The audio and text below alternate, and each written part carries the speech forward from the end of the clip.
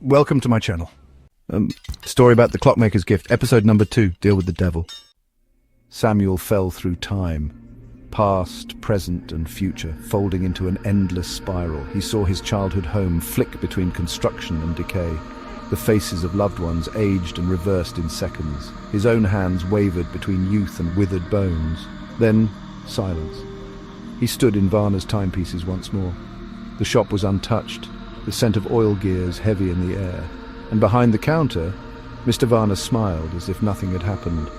"Varna, you used it well, most do, but time doesn't grant favours, it collects debts." "Samuel, please, I'll stop, I won't use it again." "Varna, but you already did." He gestured to the clocks around them. Their hands didn't move, yet the ticking continued. Samuel turned, dreading what he'd see. There, on a polished wooden shelf, sat the golden watch, pristine, untouched. In his hands, the watch he'd been holding turned to dust. His stomach dropped. He reached for the new watch, but his fingers passed through it. His breath caught. He turned to the window.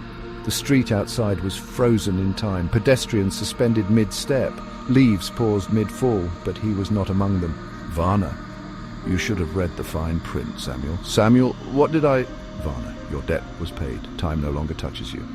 Samuel staggered back as the truth sank in. He hadn't been erased, he hadn't been trapped in a loop. He had been removed from time itself. No one would remember him. He would never age, never change, never exist.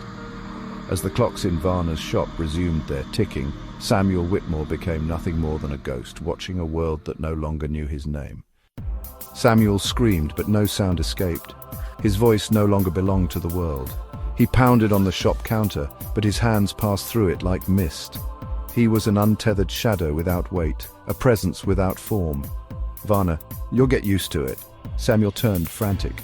The city outside moved again. People walked, cars passed, conversations flowed. But no one saw him. He reached out to touch a passerby, but his fingers simply slid through. He was no longer a man. He was an observer, a ghost trapped between seconds. For days, years, he wandered, unseen, unheard. He stood by his family's home, watching his daughter laugh at the dinner table, his wife smiling as if he had never existed. Time had erased him, but something was worse than the loneliness. He wasn't alone. In frozen reflections, he saw others like him, watching, waiting. Their hollow eyes locked onto him before vanishing into the glass. Then, in the dead of night, he heard the first whisper. "Some entity, the watch resets. A new one will come." Samuel turned to Varna's shop, realizing it was settling like ice in his gut. The golden watch would find another fool, and this time he would be the one watching. Samuel drifted through time's shadow, unseen, forgotten. Days, years, he couldn't tell. He watched the world move without him, the whispers of others like him echoing in his ears. Then one evening, Varna's shop door creaked open. A young woman stepped inside. Evelyn Carter, desperate, eyes weary with regret. "Evelyn, I just need more time." Samuel's chest tightened. He knew those words too well. He rushed forward, willing himself to speak, to warn her. But he was nothing more than a ripple in time, a flicker in the corner of her eye.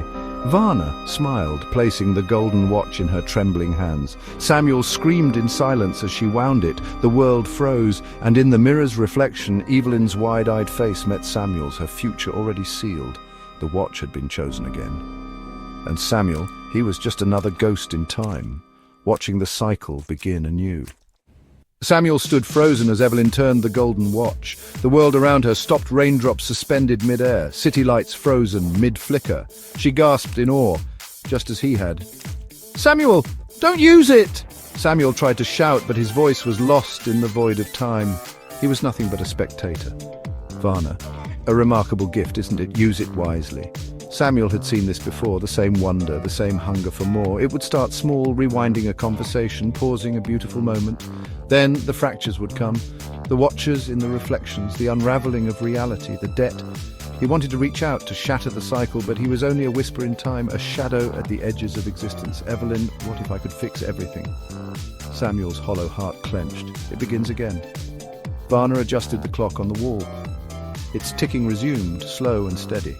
Outside, time moved once more, and in the mirror Samuel saw his reflection smiling. The truth settled over him like a shroud. He hadn't been erased.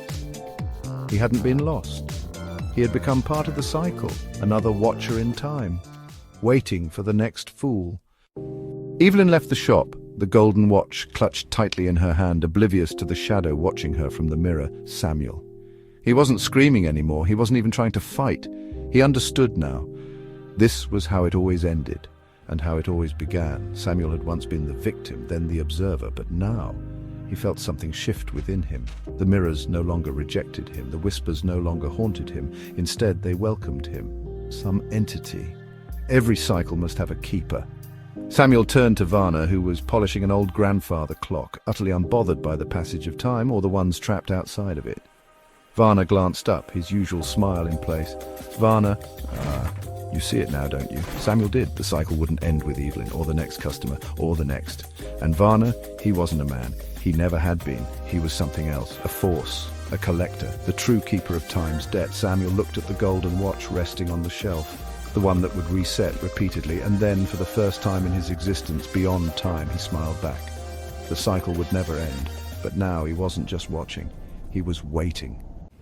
Thank you for listening. Share, subscribe, and comment below.